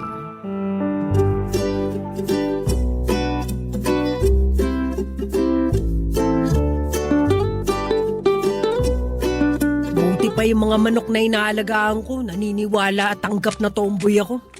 Hoy, anong ginagawa mo dyan? Parang nagsisenti ka yata ah. Anong problema, Pogi? Wala to. Anong wala? Sa itsura mong yan, daig mo pa yung natalo sa sabong. Hayaan mo na nga lang ako, kuya.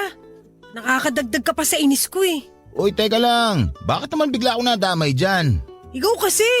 Dapat nananahimik na lang ako rito. Pagkukwentuhin mo pa ako. Nakita mo namang bad trip na nga yung tao. Sorry na. Pero gusto ko lang din naman malaman kung ano ba talaga nangyari. Narinig ko si nanay at tatay kagabi. Ano bang sabi? Alam mo namang wala ako sa bahay kagabi kaya wala rin akong alam sa mga ganap. Wala nga ba talaga? Wala nga. Kung nandun ako, edi sana hindi na ako nagtatanong sa'yo. Pinag-uusapan nila ako kagabi.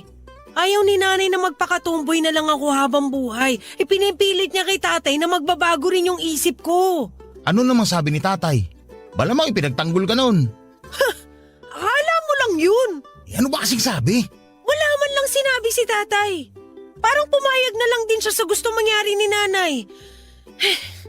Paano naman ako, kuya?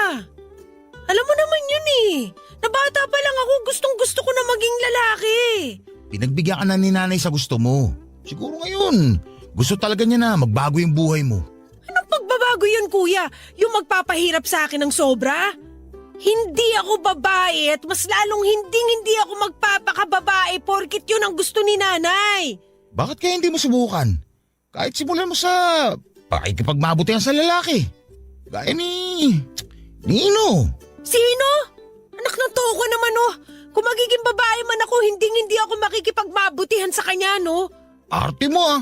Lugi na choosy pa. Si Ino yun oy. Ano naman kung siya si Ino? Kahit artista pa siya o kahit anak pa siya ng presidente ng Pilipinas, ayoko! Bahala ka nga. Ikaw rin. Bakit ba lahat na lang kayo? Gustong-gusto na nakikipagmabutihan ako dun sa Ino na yun. Tinatanong pa ba yan? Alam mo nasagot dyan eh. Kung ikaw kaya, itulak kita sa babae hindi mo naman gusto, anong mararamdaman mo, ha? Kikiligin? Ewan ko sa'yo, kuya. Biro lang. Ito naman, napakaseryoso sa buhay. Ikaw naman kasi. Kala ko, pati ikaw nahawa na dun kay tatay. Gulong-gulo na nga ako sa mga nangyayari. Paanong gulong-gulo? Nandun ka na ba sa puntong nalilito ka na kung babae ka ba talaga o tomboy? Ang OA ng reaction mo, kuya, nakaka-bad trip, alam mo yun? Sorry na. Pero seryoso, Jack ha. Kung may makakarelasyon ka man, kung sakali lang naman, mas gusto ko na sa katulad ni Ino ka mapunta. Yan ka na naman, kuya. Pero hindi ibig sabihin no, pinipilit kita na gawin yun. Kung anong gusto mo, susuportahan pa rin kita. Andito lang ang kuya. Ano, ayos ba yan? Salamat, kuya. Mapapraning na talaga ako kung wala ka. Kala ko kasi wala na akong kakampi sa pamilya natin eh. Sus! Kung noon nga na bata ka pa lang, naiintindihan na kita sa mga gusto mong gawin.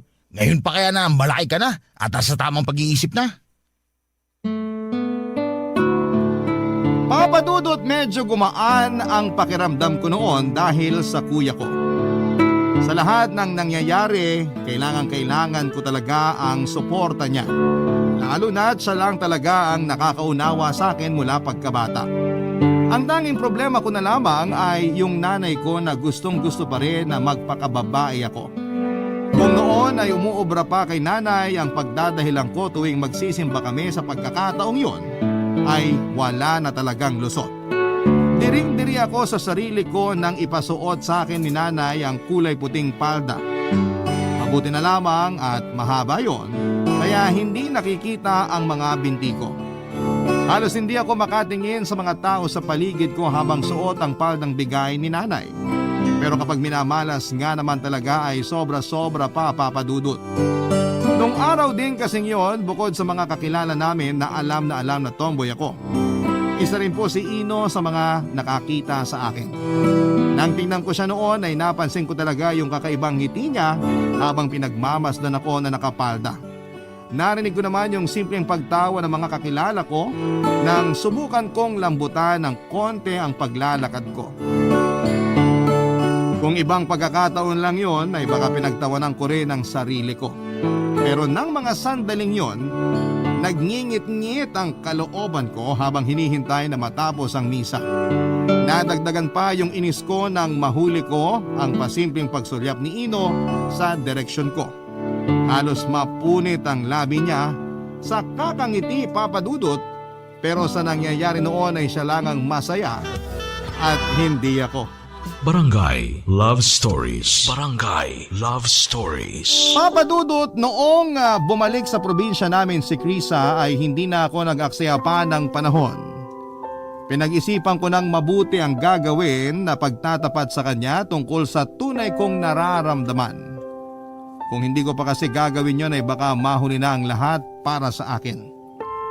Wala akong pinagsabihan ng plano kong pagtatapat kay Krisa at inilihim ko yon kahit sa Kuya Jay ko. Kahit na alam ko na hindi naman niya ako isusumbong kay nanay. Si tatay naman ay parang iniiwasan din ako tuwing sinusubukan ko siyang kausapin. Siguro'y alam na niya kung ano ang sasabihin ko kaya ganoon na lamang ang pag-iwas niya. At nasaktan naman ako roon, Papa Dudut. Bukod kasi kay kuya, si tatay talagang isa sa mga inaasahan ko na makakaunawa sa akin. Pero dahil siguro sa takot na mag-away sila ni nanay ay sumang-ayon na lamang siya sa gusto nito. Kaya naman noong bala ko nang manligaw kay Krisa ay hindi ako humingi ng tulong sa kanya sa kahit na sino. Desisyon ko yon at buo na rin naman ang loob ko.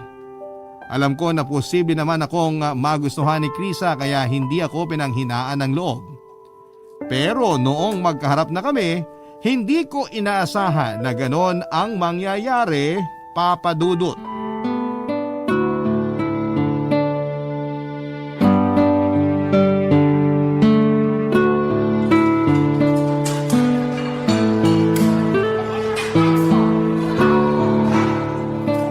Anong meron? Ba't bigla ka ng libre dito sa fast food? Bakit? Ayaw mo ba? Di naman. Nagtaka lang kasi ako. Di mo naman birthday, di ba? Tuwing birthday lang ba dapat kumakain sa labas? Eh di ba, ginagawa rin naman natin to bago ka umalis. Oo nga no. Sorry naman. Medyo makakalimutin na kasi. Ano bang trabaho mo sa Maynila? Gamit na gamit siguro utak mo, no?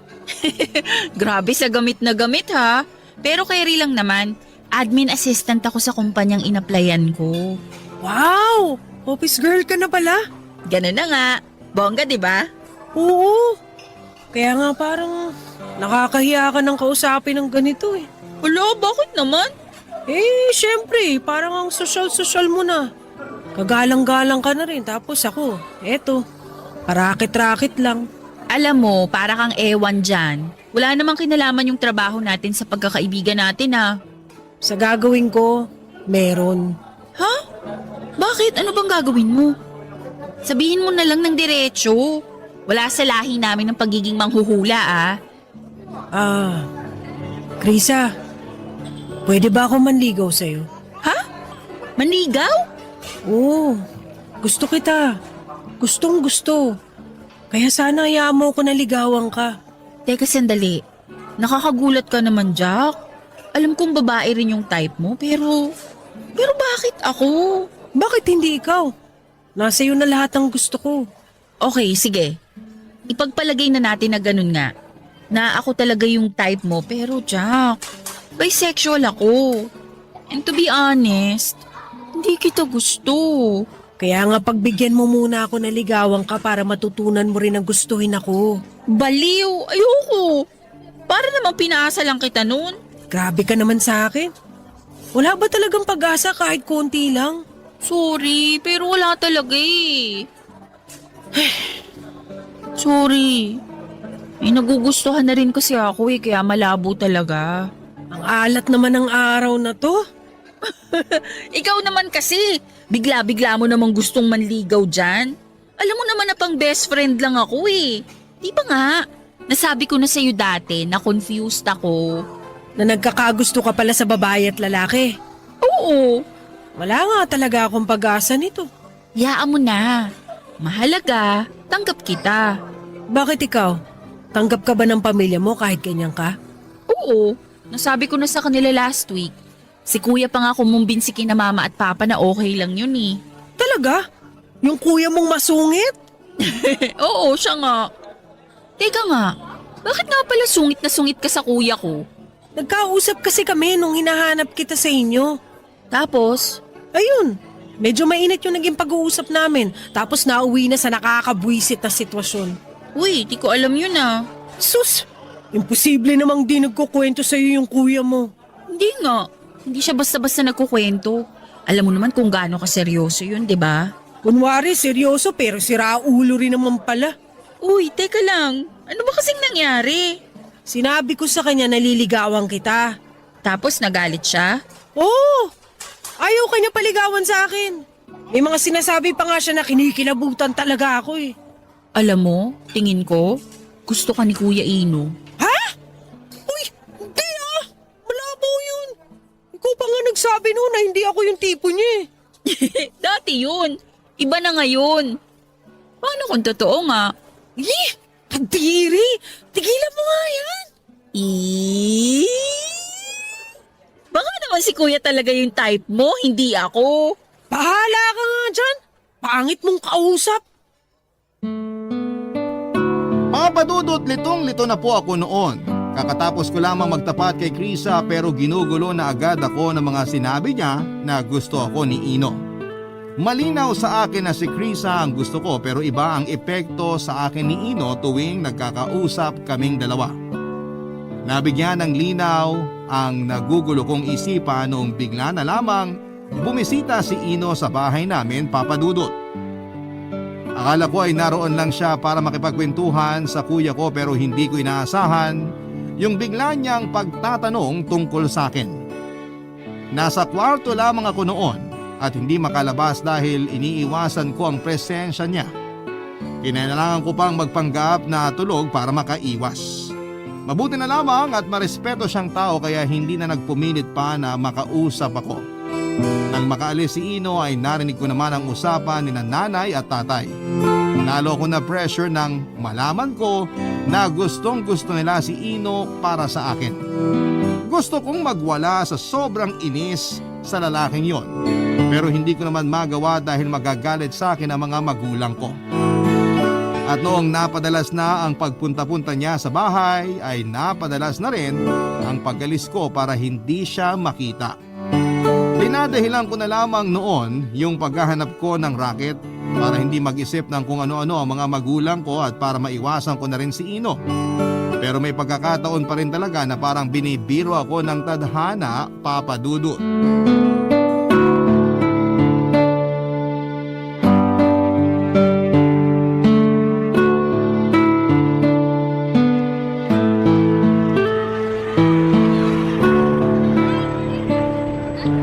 Jack!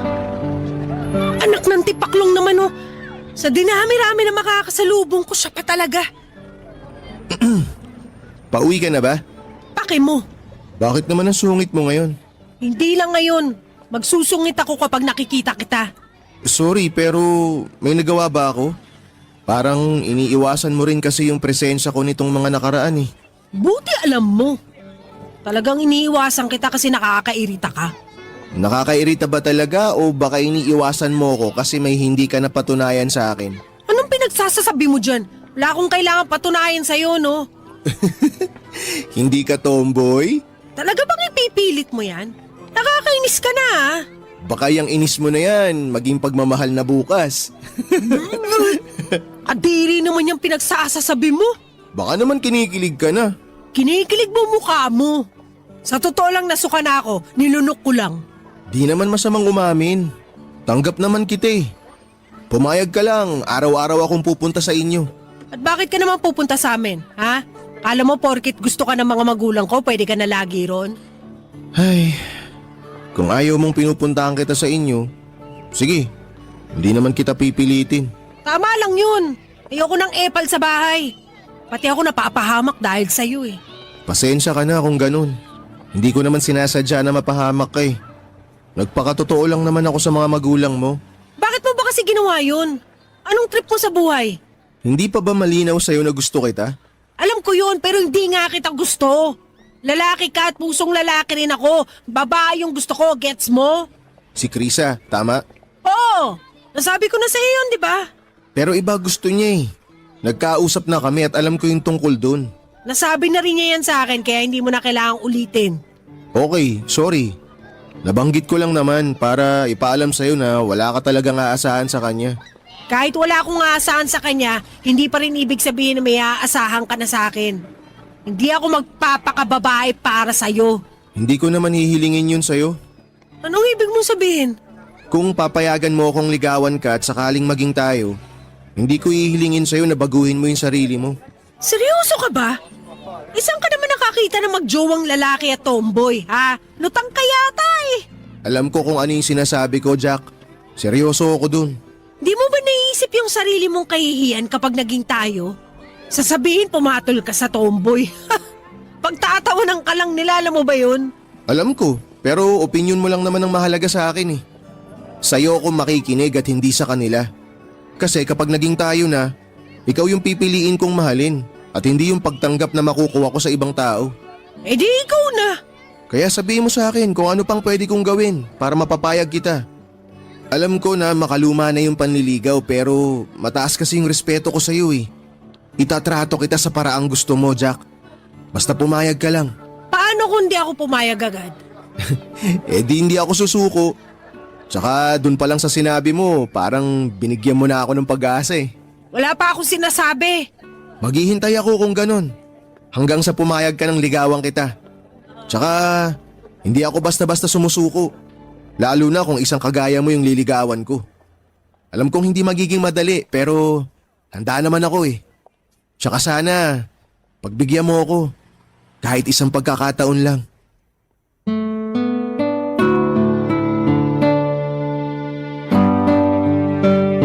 Papadudot bigo ako na mabigyan ng maayos na sagot si Ino. Hindi ako nangako sa kanya ng kahit na ano pero nakita ko naman sa kanya yung pagiging porsigido niya. Nang muli ko naman kausapin ng nanay ko ay doon mas naging malinaw sa akin na hindi niya talaga gusto na maging tomboy ako. Gusto raw niya na magkaroon ako ng magiging pamilya. Gusto niya magkaroon ng apo mula sa akin at ayaw niyang maging patapo na lamang ang buhay ko. Nakakalungkot lang na porket tomboy ako, patapo na kaagad yung buhay ko. Dahil doon ay nagkaroon kami ng hindi pagkakaunawaan. Pansamantala muna akong umalis sa amin dahil sa sama ng loob ko kay nanay. Sa ngayon po, Papadudot, ay naguguluhan pa rin po ako sa dapat kong gawin. Tomboy ako at mahirap para sa akin na baguhin ang sarili ko para kay nanay. Hindi po yun ganong kadali. Si Krisa naman sa ngayon ay may karelasyon ng babae sa Maynila. Hindi na rin kami masyadong nagkikita o nagkakausap. Tungkol naman kay Ino, kahit na hindi ko siya pinayagang manligaw, hinanap niya kung saan ako pansamantalang tumutuloy at araw-araw niya akong pinupuntahan. Medyo napapalapit na nga po ako sa kanya, pero hindi ako sigurado kung nagugustuhan ko na rin ba siya. Litong-lito na po ako kaya gusto ko rin sanang samantalahin ang pagkakataong ito para hingin ang opinyon ng mga taga-pakinig ninyo. Hanggang dito na lamang po muna ang kwento ko, Papadudot. Maraming salamat po sa inyo sa Barangay Love Stories para sa pagkakataong may bahagi ko sa inyong programa ang kwento ko. God bless Barangay LS. Ang inyong forever kapuso at kabarangay, Jack. Ang buhay ay maiwaga, laging may lungkot at saya. Sa Papadudot Stories, laging may karamay ka. Mga problemang kaibigan, dito ay pakikinggan ka. Sa Papadudot Stories, kami ay iyong kasama. Dito sa Papadudot Stories, ikaw ay hindi nag-iisa.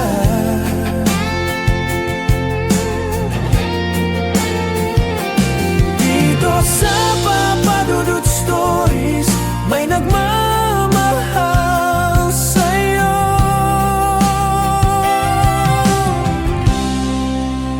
Papadudot Stories, Papadudot Stories, Papadudot Stories.